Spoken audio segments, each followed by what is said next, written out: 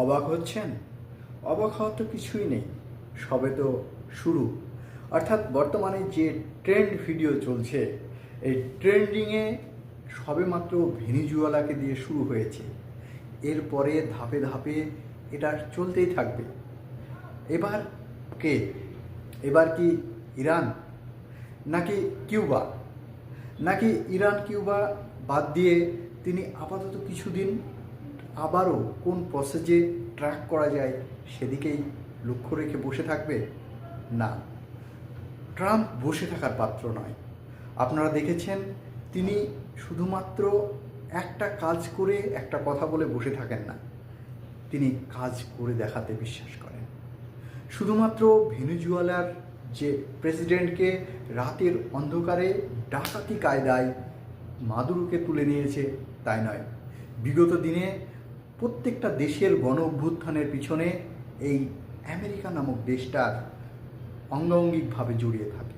কখনো বাংলাদেশের গণ অভ্যুত্থান, কখনো নেপাল বা কখনো ভুটান, কখনো শ্রীলঙ্কা, কখনো ইরানের ভিতরে উস্কানিমূলক কথাবার্তা বাড়িয়ে দেওয়া, কখনো ভেনেজুয়েলার মতো একটা দেশকে প্রাকৃতিক সম্পদ লুটে নেওয়ার জন্য স্বয়ং প্রেসিডেন্টকেই একদম ডাকাতি কায়দায় উড়িয়ে তার নিজের দেশে নিয়ে আসা। হ্যাঁ, সত্যি এটা অপরিকল্পিত।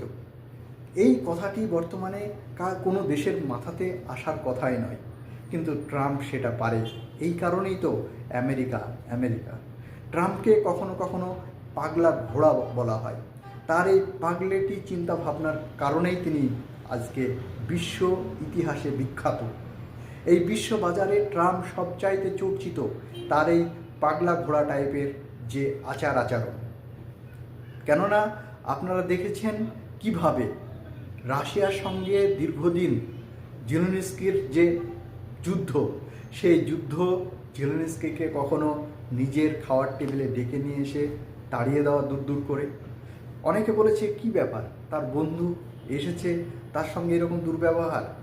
না, এই ধরনের দুর্ব্যবহার করার প্রয়োজনীয়তা তিনি মনে করেন। কেননা তিনি রাশিয়াকে দেখাতে চায় যে শুধুমাত্র আমার কথাই চলবে, তাকেই কাছে নেব। তাই তুমি যদি আমার কাছে আসো তাহলে একে কিন্তু সরিয়ে দিতে আমার এক আঙুলের কাজ। হ্যাঁ, এটাই ট্রাম্প। আপনারা ভাবছেন যে এই বিশ্বে সবচাইতে লজ্জাজনক ঘটনা? আমরা প্রথম অবস্থায় দেখে ভেবেছিলাম এই ভূ রাজনীতিতে, বিশ্ব জিও পলিটিক্সে সবচাইতে লজ্জাজনক কালো রাত যদি থেকে থাকে এই 2026-এর 3রা জানুয়ারি। কিন্তু একটু দূরদর্শিতা সম্পূর্ণ চিন্তাভাবনায় যদি আপনি দেখেন, তাহলে আপনি দেখতে পাবেন আপনি যেটা ভাবছেন না বা আপনার যেটা কল্পনাতেও আসছে না, সেটা করে দেখানোর ক্ষমতা রাখে ডোনাল্ড ট্রাম্প। তার জন্যই তো তিনি আজকে বিশ্ব ক্যাপিটালিজমের নেতা, বিশ্ব পুঁজিপতিদের নেতা হয়েছেন। বিশ্ব পুঁজিপতিদের স্বার্থে যে দেশ, যে নেতা সবচাইতে নোংরা নোংরা পদক্ষেপ নিতেও তার বিবেক কেঁপে উঠবে না, তার নাম ডোনাল্ড ট্রাম্প।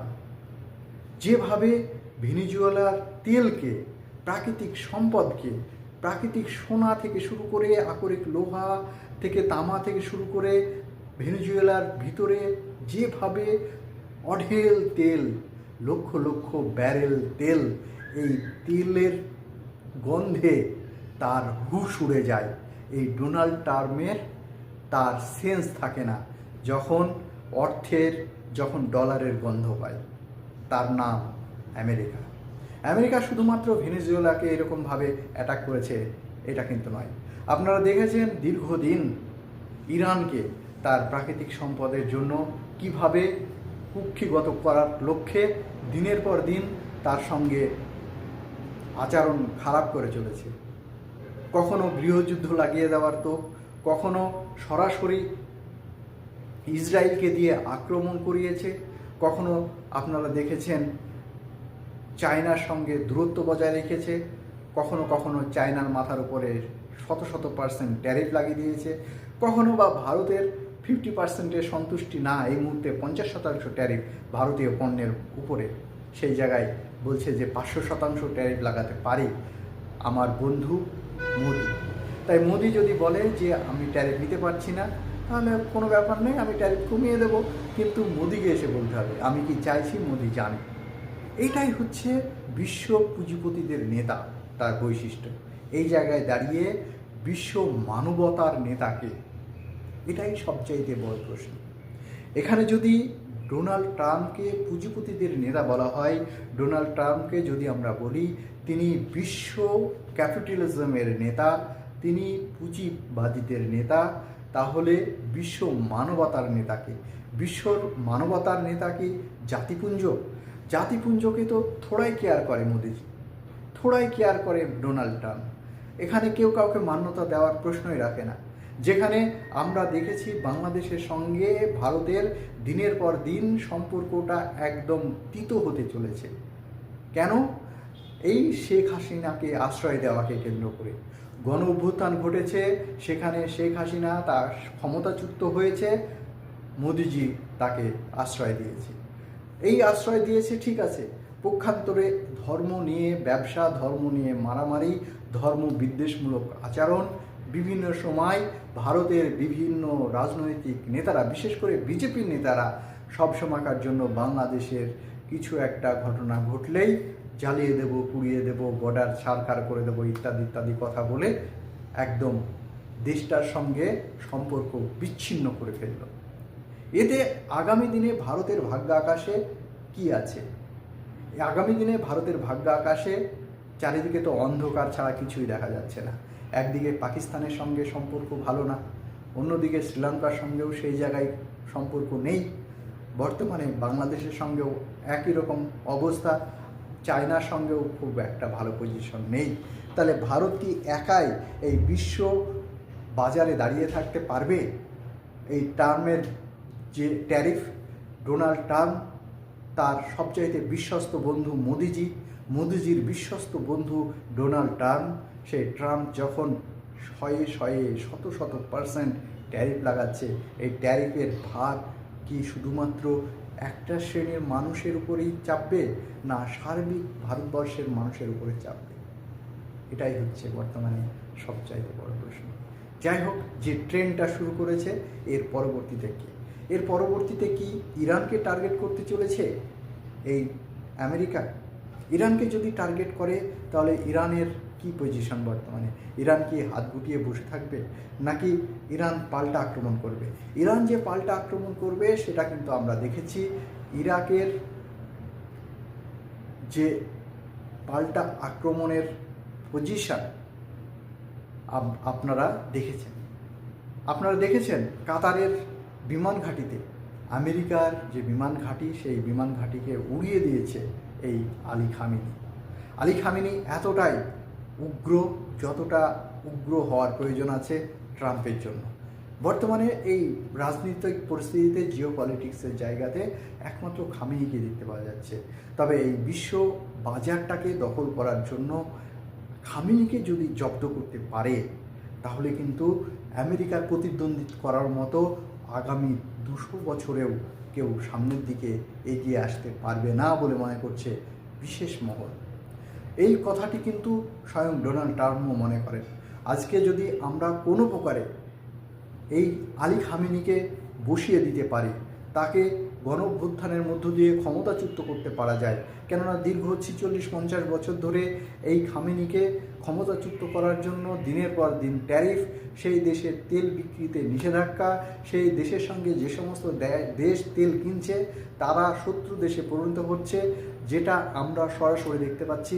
ভারতের সঙ্গে সম্পর্ক খারাপ হওয়ার পিছনে এটাই কারণ, চায়নার সঙ্গে সম্পর্ক খারাপ হওয়ার পিছনে এটাই কারণ, রাশিয়া সরাসরি ভেনেজুয়েলার কাছ থেকে তেল দিচ্ছে।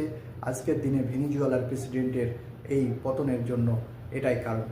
তবে কি প্রচ্ছন্নভাবে আমেরিকা, চায়না, ভারত এবং রাশিয়াকে এক ধাপ এগিয়ে গিয়ে দেখিয়ে দিল যে তোমরা যে রাস্তায় চলছো সেই রাস্তা আমি অনেক আগেই পার করে এসেছি। তুমি যে স্কুলে পড়াশোনা শুরু করেছো সেই স্কুলের আজকের দিনে দাঁড়িয়ে আমি প্রফেসরের, অধ্যক্ষ, প্রিন্সিপাল। এটা বোঝানোর জন্য কি এই ভেনেজুয়েলার প্রেসিডেন্টকে বলির পাঠা হিসাবে ব্যবহার করলো আমেরিকা? এটা কিন্তু অনেকেরই প্রশ্ন।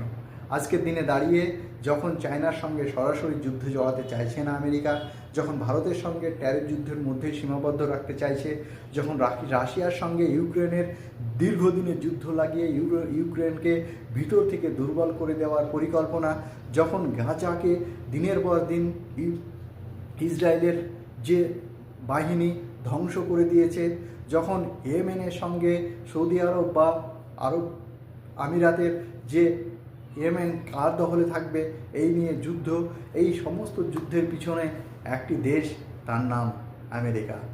আজকের দিনে দাঁড়িয়ে আমরা অকপটে স্বীকার করতে বাধ্য হচ্ছি বাংলাদেশের যে গণ অভ্যুত্থান, ডক্টর ইউনূসের আবির্ভাব এবং প্রধান উপদেষ্টা পদ হাসিল করা, এর পিছনে কি এই আমেরিকা নামক দেশটা আছে? অনেকেই বলছে যে আমেরিকার মদতে সমস্ত কিছুই সম্ভব, আমেরিকার মদত ছাড়া গাছের পাতাটিও নড়ে না। তাহলে এই হাসিনার পতন এবং ইউনূসের অভ্যুত্থান, এটা তো বলাই বাহুল্য যে বাংলাদেশ আগামী দিনে আমেরিকার পদতলিত হতে চলেছে। একটা জিনিস কিন্তু মাথায় রাখতে হবে, আমেরিকা বিনা স্বার্থে কিন্তু কাউকে কোনো কিছু দেয় না। আমেরিকা গিভ অ্যান্ড টেক পলিসিটা অনেকটা সেই বিজনেস প্ল্যানের মতো। যখন আমরা কোনো একটা পজিশনে বসে ব্যবসা যখন করি, তখন যেমন সে টাকা দেয় পরিবর্তে আমি কোনো মাল দিই, ঠিক সেই রকমই আমেরিকা কিন্তু এই ব্যবসার জায়গাটা, বিজনেস প্ল্যানটা, বিজনেসের পজিশনটা খুব ভালো করে জানে। তারা গিভ অ্যান্ড টেক পলিসিটা খুব ভালো করে জানে। তাহলে বাংলাদেশ কী দিতে চাইছে?